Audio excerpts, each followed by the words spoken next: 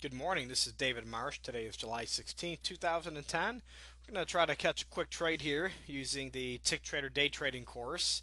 Typically, have not been trading on Fridays, but I do have about 20 minutes, so we'll see if we can catch a nice trade. Currently, we're in no zone, and as anyone who's following my blog knows, that no zone means we avoid our normal system entry because the probability of that trade has been reduced. So, what we would like to see is the market come out of no zone because then the normal system entry is not only valid, but it's higher probability. So, if that happens, that's what we'll do. Now, if we get a lot of downward momentum, I may very simply just take a quick pullback trade, try to make a point profit, and stop for the day. If we come out of no zone, I'll wait for the NSC to the upside and take the NSC instead. So we'll kind of have to wait and see what the market wants to do before we can decide what we're going to do. We do have a pullback signal here, and I could certainly take the pullback right here. That would be a short traded 85 and a quarter. Definitely would be valid. We've got a lot of downward movement. We've got a lot of conviction to the downside. That's what these lighter shades mean, that the market's got some conviction. So a pullback trade would definitely be valid. In fact, if the long-term indicator had just signaled short, that would be the only trade I would want to take. But here's the catch, if you will. If I take the short pullback trade, I'm going with the trend, no doubt about it. But if it goes against me and we get the NSC, okay, I'm going against the NSC out of no zone, which is 80 to 82, 83% accuracy on it being a winner. So at this point, I would rather forego the pullback trade so I don't potentially miss the NSE. That could work against me as well as it could for me. Okay? I mean, I could take the pullback trade and grab 4 ticks and still potentially grab the NSE. Or, I may jump in the NSE, miss the pullback trade, which would be short, NSE would be long, and the NSE may fail and may lose, and it could be a great pullback winner. So, I try to take as much discretion out of trading as possible, and in this scenario, I'm more apt to take the NSE opposed to the pullback, but the pullback would be valid. The only time I would change that is if the long-term filter had just switched short, then I would want to take the pullback trade for sure. So I take the discretion, a lot of the discretion out of it for you by simply following a few simple set of rules. Even though the rules are simple, they're paramount that you follow. So pullback trade canceled in any event. So we're going to wait for the first NSE coming out of no zone and see if we can make a nice profit off it. How I got it set up is 8 tick stop loss, move to entry after 4 ticks on this one, move to entry after 6 ticks on this leg, and I'm looking for a 4 tick profit, which is my one and done. That's my bread and butter trading. Make 4 ticks. If you're doing it on big contracts, that's pretty good income right there, and stop for the day. But I'm going to let one go a little bit more because I like to show that my system can catch a nice winner, and it can certainly catch some big moves. Okay, we're getting ready to go long here. If we do, 85.50 would be our long entry.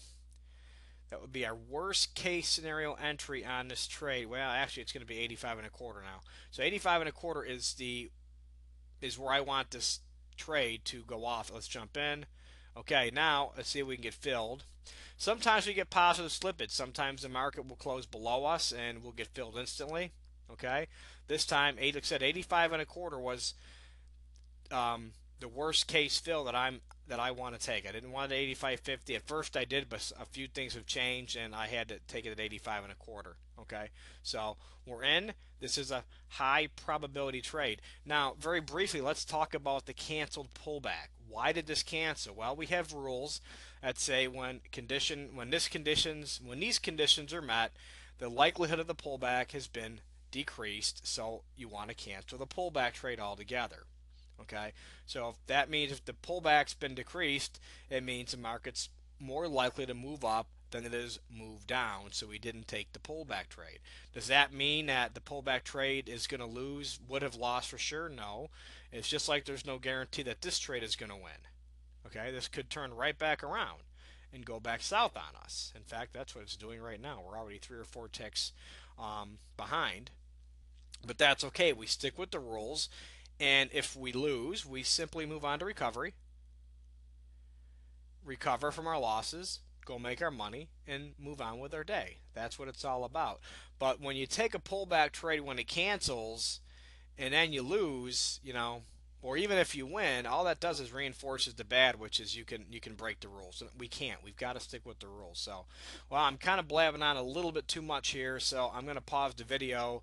Hopefully, this market will start kicking up here, and we'll come back here in just a few minutes. Now, I do want to add, if this trade were to go against me and I were to get what I call a chop signal, which is not necessarily a normal system entry to the short side, although it could happen on the same bar, I will reverse and simply go to recover what I lost on this trade. So if we lose 8 ticks on this trade or 6 ticks on this trade, whatever it may be, I will go short, and my goal would be to recover the loss. So we're actually getting ready to get a reversal here if it doesn't bounce right back up. So good thing, right? I mean, here it is. There's that pullback trade. Let's reverse. Okay, I filled at 83.50. Okay, so I lost 7 ticks, which is going to be right there, 81.75. And at this point in the game, all I really want to do is just recover my losses. That's what I really want to do. Lost 7 ticks, would rather recover, get to even, wait for my next trade, whether it be a no zone trade or something, anything for that matter, but and take the next trade and try to make my profit, make back, etc. So right now we're just going to go for 7 ticks, try to recover everything, get us back to even, and then we'll go on to the next trade. So let's pause for just a moment as we are getting really low on time, and we'll come back in just a minute. Okay, we're back here. We've got 4 ticks of profit here, so I'm going to take my stop losses to entry.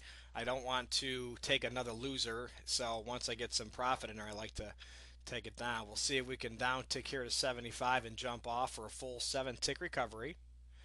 And we hit 81.75. There we go. Let's see if we can jump off. I'm going to take this down another tick into the money. I don't want to make it too tight because if it starts bouncing, I don't want to I don't want to get stopped out. I mean, I could take it down here, but I want to give it, at least if it bounces up, I've got a 6 tick winner.